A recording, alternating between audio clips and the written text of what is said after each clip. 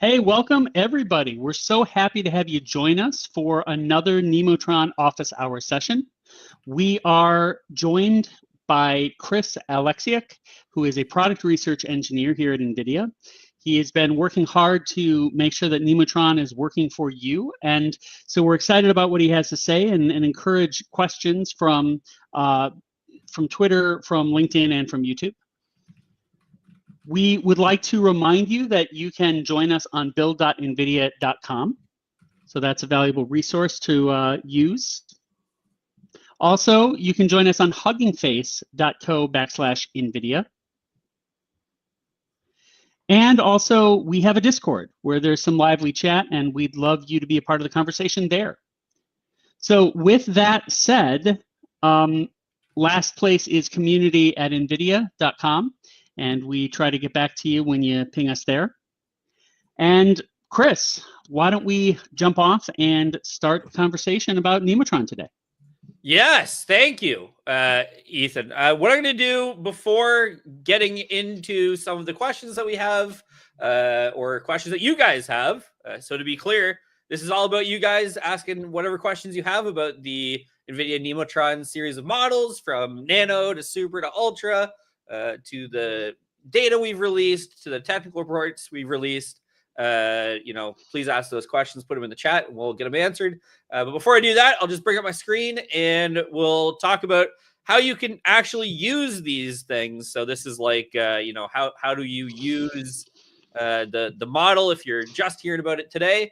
And the first place that we're going to point you to is called build.nvidia.com. Really easy, address there. And basically all you need to do is find whichever model you want to play with. In this case, NVIDIA Nemotron Nano 9B V2, which is our most recent release. And you can chat with it. We have some kind of pre-canned responses here, and you can use those to interact with the model. Not only can you use those to interact with the model, but you can also play with the parameters. So you'll notice that we have this parameters function here. This gives you access to everything, including something new in this model, which is our thinking token budget, which we'll talk about a little bit later on if we get to it. Okay. Also, of course, because this is open source model, you can go to Hugging Face, find the weights. It's part of our NVIDIA Nemotron collection. You'll see that we didn't just release the final product, but also the base models, as well as the intermediate checkpoints. Isn't that fun? And if you want to learn more about what we're doing generally at NVIDIA, what we're doing and how to keep up, we have NVIDIA GTC Washington DC coming up, so you can stay abreast of the most current happenings as it relates to our company as well as our models. Yeah, so there you go. My name is Chris. Very happy to talk to everybody today. Like Ethan said, I'm a PRE, product research engineer, and happy to answer some questions. Looks like we have one here in the chat, so we'll get it. Nice. Okay. So before we did this, we put out a poll to X and LinkedIn, Facebook, Instagram to get some questions. And so this one came up a lot, which is, what is the biggest upgrade we can expect from the Nemotron models? Specifically for this most recent model, this is our Nano V2 model. The idea is that you can expect it to be quite efficient and quite fast. So this new model uses a hybrid architecture, which is the Mamba transformer architecture, which means that it's real quick, even at fairly long context lengths. And so the biggest kind of upgrade you can expect there is the actual speed of the model, as well, of course, is a performance model, right? It does well on benchmarks, as well as a number of tasks that we've tested the model on. But you can expect primarily that the thing is efficient, which is nice, and should run on your hardware. So we have another question in chat.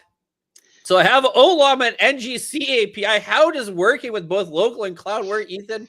This is a great question because I have a great answer. So let's hear it. We have, the PR has been merged for the Llama CPP integration. So you can actually use the model using Llama CPP locally. So this is your GGUF checkpoints, meaning you can run the model basically anywhere. You can run,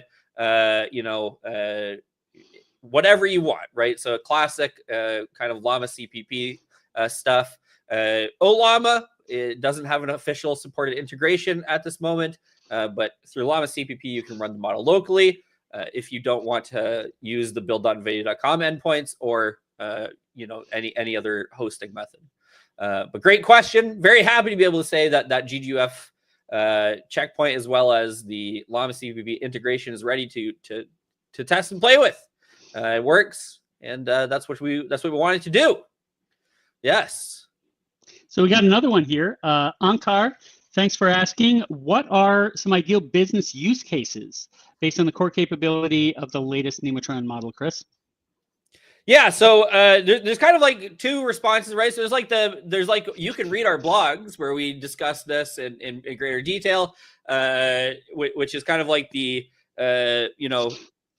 standard line. But in reality, what these models are good for when it comes to business use cases is that they are very efficient. They're very quick, so they generate tokens very quickly. And they're pretty good at, not pretty good, they're exceptionally good for their size at coding tasks as well as other agentic tasks. So if you want to build a agent and you need that agent to be low latency for user experience or for the demands of your use case, this is going to be a great model for that. As well, we have something new to this model, which the research team cooked up, which is this idea of a reasoning budget. And that reasoning budget means that if you have a business use case that needs reasoning, right? So think planning, think really any kind of specific reasoning tasks. You can actually you can actually leverage the reasoning budget to right size how much you think on given tasks. So like, let's say you have some set of tasks and you want to think, but you don't want to overthink, right? I'm sure everyone's experienced reasoning models like generating a billion reasoning tokens and then just kind of not doing the thing. With Nano V2, you can actually set a reasoning budget to right size for your latency dependencies. In any case, ideal business use cases as like a summarization, things that require reasoning and low latency. This model is going to be performant in those aspects. So we like to say agentic AI here. Yeah. And so Chris, just to be clear on this, where do you see us having the greatest benefit compared to other potential solutions? I mean, it is the first hybrid model of its kind at its size. It is, because of this hybrid architecture, right? It's actually able to keep up with, really high or low latency requirement scenarios, right? So you're churning out a ton of tokens. And so that's kind of the biggest differentiator right now is that it is based on this hybrid architecture, which means that even at long contexts, your generation is quite a bit faster than you would expect. Yep. Great. 60% faster, in fact, if we want to put a number to it.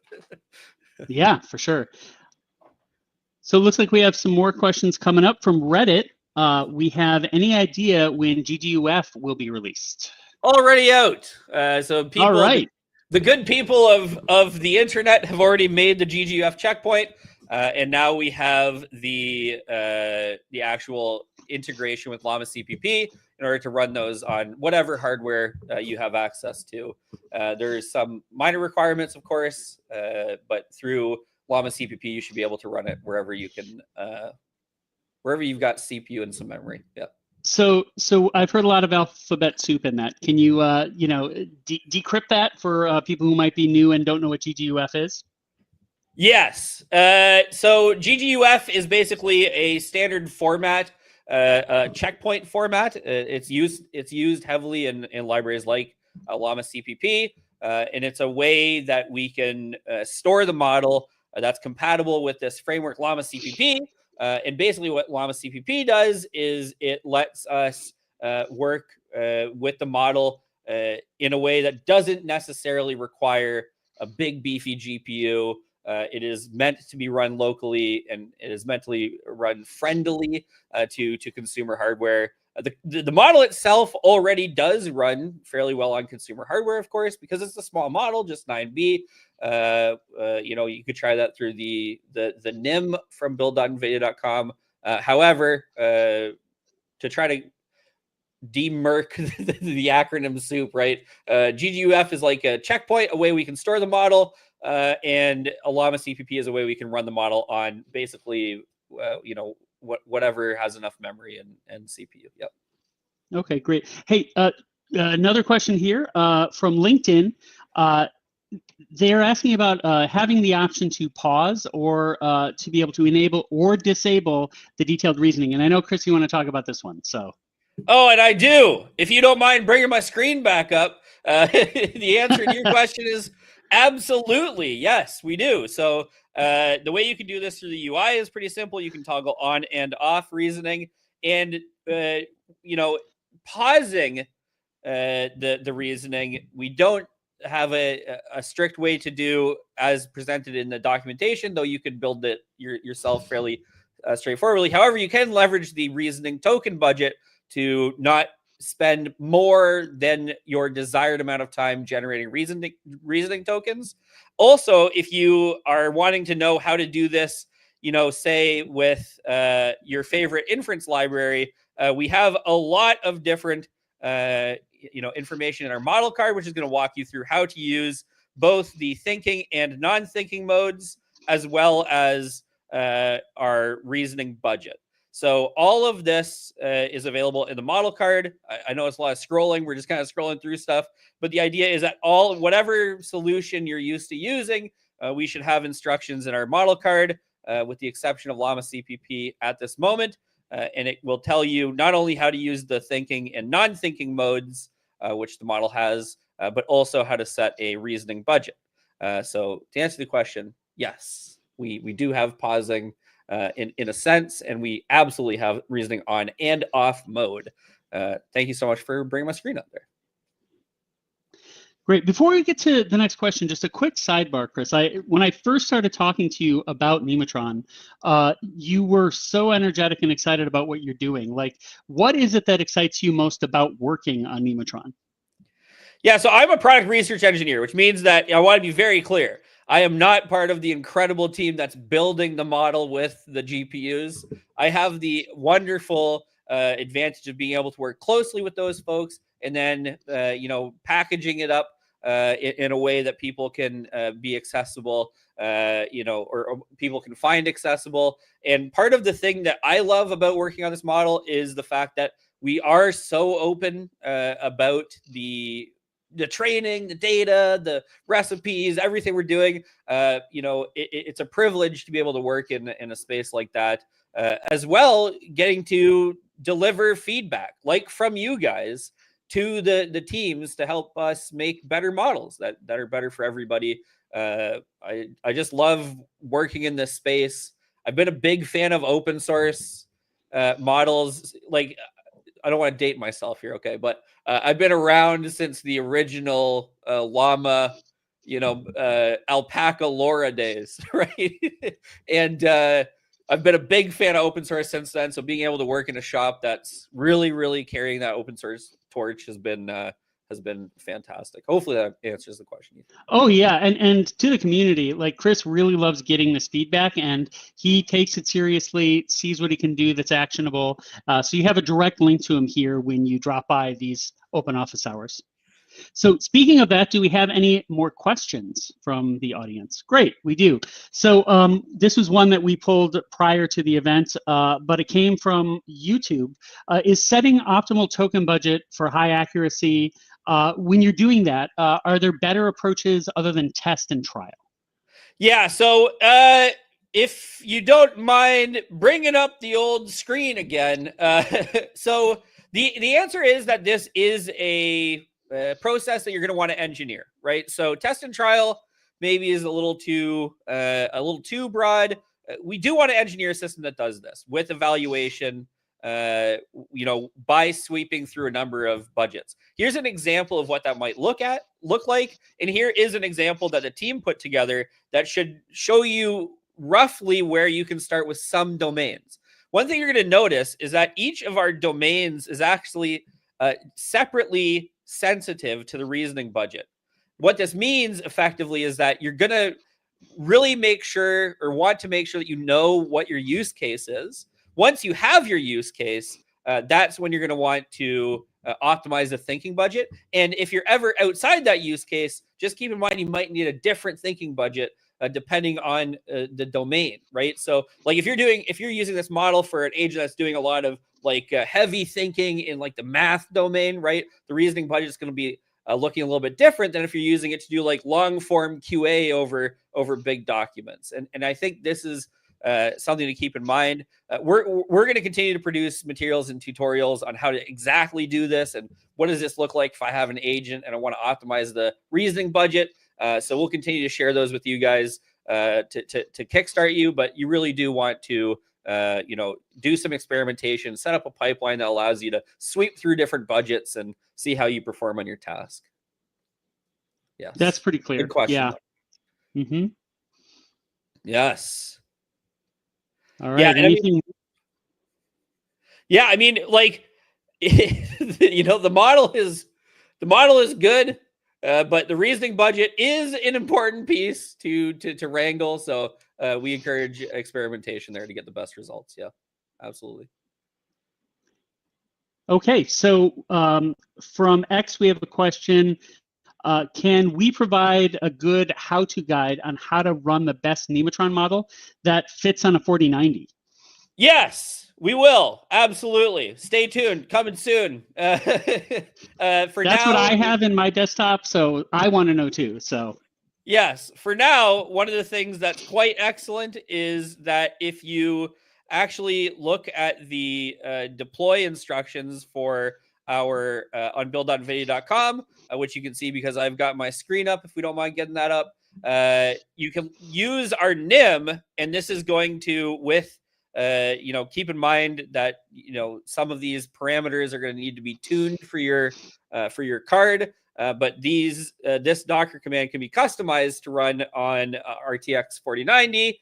I have run this model both on my 4090 and my 5090, and it's generated quite a lot of tokens.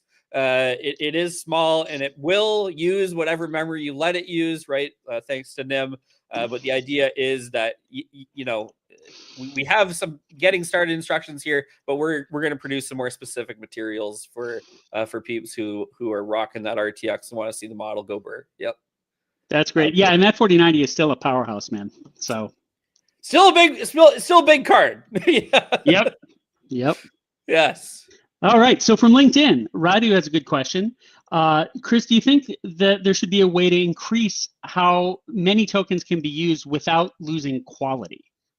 Yeah, that is actually the kind of core tension that the team used for training the reasoning budget, right? Which is we should be able to get high quality answers within a set range of tokens. And so while we do live in the world where test time scaling laws and reasoning tokens are loosely correlated, like more is usually better in a loose sense. We don't gotta get too deep in the weeds in it, right? That's a general rule, though.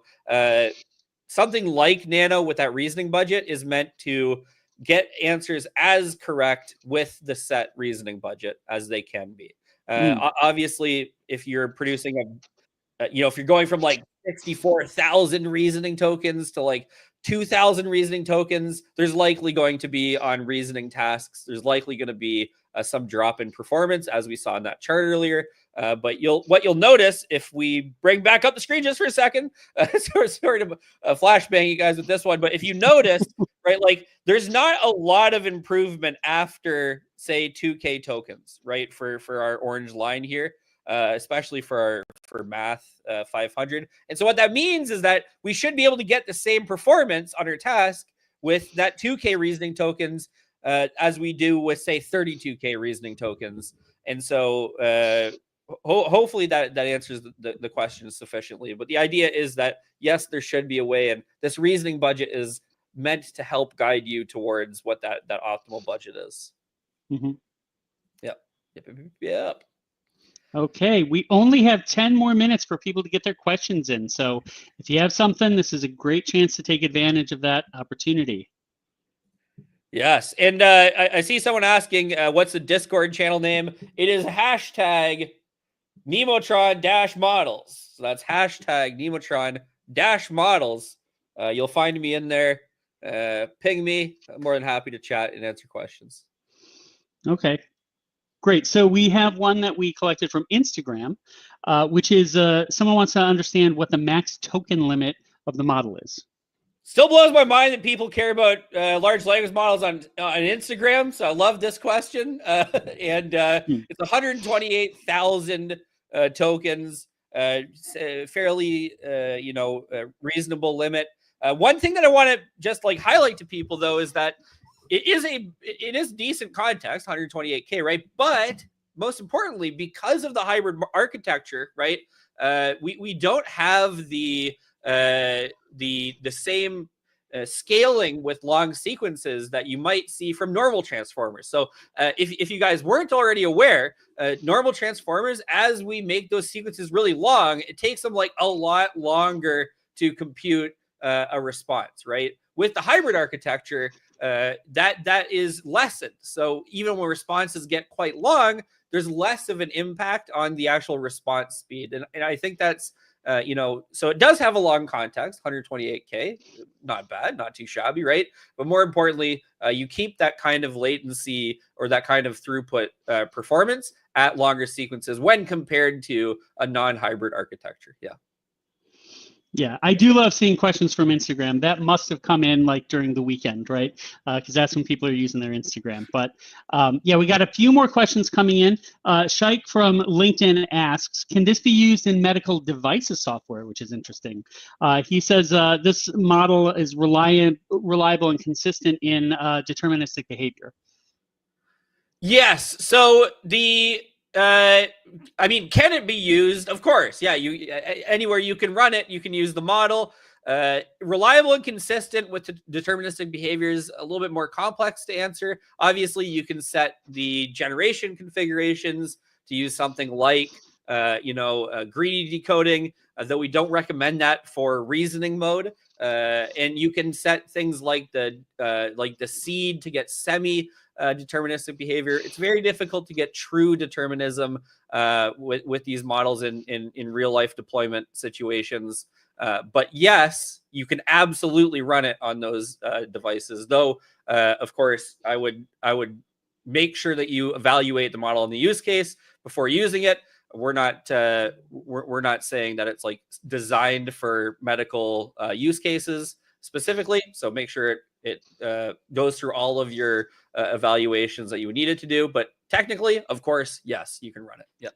And if you can let us know if you're doing that, please do, because we love to see how broad the application can be. So another question from YouTube, from Ness, what does a hybrid architecture refer to? Hybrid architecture is an interesting one. So basically, normally transformer models are just transformers. They're dense transformers. They have the attention mechanism. We stack them all up in a row. The hybrid architecture is actually combining this with a Mamba architecture. Mamba is a separate form of model architecture. What you can basically consider it to be is it is much faster. It is much more efficient. And so we've got a lot of resources on Mamba, including the technical report, of course, if you want to go real deep. But the basic idea is that instead of just the typical transformer and attention mechanism, the team replaced some of the layers with this Mamba architecture. And that helps with this kind of efficiency at long sequence lengths, as well as just generally. So again, we can go real deep on the details if you'd like. Ping me on Discord, but for this, basically, we combine the slower but really powerful architecture with a fast, very efficient architecture. We smush them together, and it does a bang up job. Great. All right, folks, we got 5 minutes left. I'm sure there's a burning question here that everyone wants to know. Yeah, I think Anything? I think I see a few in the chat here, which is what are the core reasoning capabilities that distinguish Nemotron from other AI models? So, there's a lot of questions here. So we're just gonna very quickly touch on some of the high level. They're great questions. So core reasoning capabilities that distinguish Nemotron from other AI models. I would say the big thing is, again, that attention to performance from especially Nano V2, right? We want the model to be able to think when it needs to, reasoning on, to not think when it needs to, reasoning off. And we want to be able to, again, constrain how much thinking it does. We don't get caught in these thinking doom spirals, right, with the reasoning budget. So that's what I'd say on that. On the second question in that question, it does... It can be used for RAG, but there's not a specific optimization for query writing. And for the third question, my favorite question that I get asked, what the heck is the difference between Nano, Super, and Ultra, right? Because we have 3 different size models. And for you guys, basically, the breakdown is as follows. Nano is meant to run on the most available hardware. So this includes, smaller devices. Nano V2 specifically, just to get a little bit extra technical, is meant for the A10G GPU. Super is meant to run on a single data center scale GPU. So this is like your H100, which is a bit beefier, right? Not as commonly found as the A10G class GPUs. And then Ultra is meant to run in a data center environment. So it's meant to run on multiple GPUs. And so that's how I would think of them at a glance. We have some information coming down the pipe that's going to help people understand more intimately the differences. But if you're building a mental model, that's what I would suggest using. So great question. Thanks for that one. So LinkedIn, we got another one from Radu here. Are we going to include formatting for coding and for mathematical equations in our online versions? I don't understand this question, Radu. Could you please clarify a little bit? I'm not sure that I understand. I mean, if you're referring to the data sets that we've released for post training, absolutely. If you're referring to like the model itself, formatting for coding and mathematical equations, it does use like the standard LaTeX format, right? Like it does understand that it has an understanding of what LaTeX is, and so you can use that. Please clarify and ask in the Discord if we didn't answer it with that answer there. Yep. Okay, we have time for one more. Let's do this one here. From LinkedIn, from Trevin. Does the Nemo have any improvements to energy utilization? Do any of these modules have a reduction effect on energy use, or something that will reduce load on the electrical grid? Yes, it is. So Nano V2, right, is meant to be a more efficient model. It is, of course, smaller. It is, of course, meant to take less time and less compute to generate responses just by nature of its size and the architecture. So the answer is that we hope our models are efficient. We certainly designed them to run in an efficient manner. Beyond the standard kind of, the model is smaller, right? So it will use less wattage. It is also additionally more efficient due to that hybrid architecture. So I would say that it does improve energy utilization because of that hybrid architecture. Okay, well, we've hit our time, but I wanted to Chris, thank you so much for joining us on this session, and really give a big thanks to everyone who participated in the chat and everyone who watched us, because that's why we do it. We want to make sure that we can have this conversation with all of you. We really enjoy it and look forward to it. And we're going to be doing this again really soon. So just if your questions didn't get answered this time, use any of the channels that we popped up at the start of this, email or Discord, and we will look to answer them in the next one. Chris, any last notes before we close off? No, thank you guys so much. Please continue to send questions. Ping me on LinkedIn, Discord, Twitter, whatever. We're seriously excited to continue to improve these models and continue to work with you guys to make sure that we've got the best feedback. So please continue to share the feedback, continue to ask questions. We love doing this, and we'll see you in the next one. Yep, exciting times. Thanks, everyone.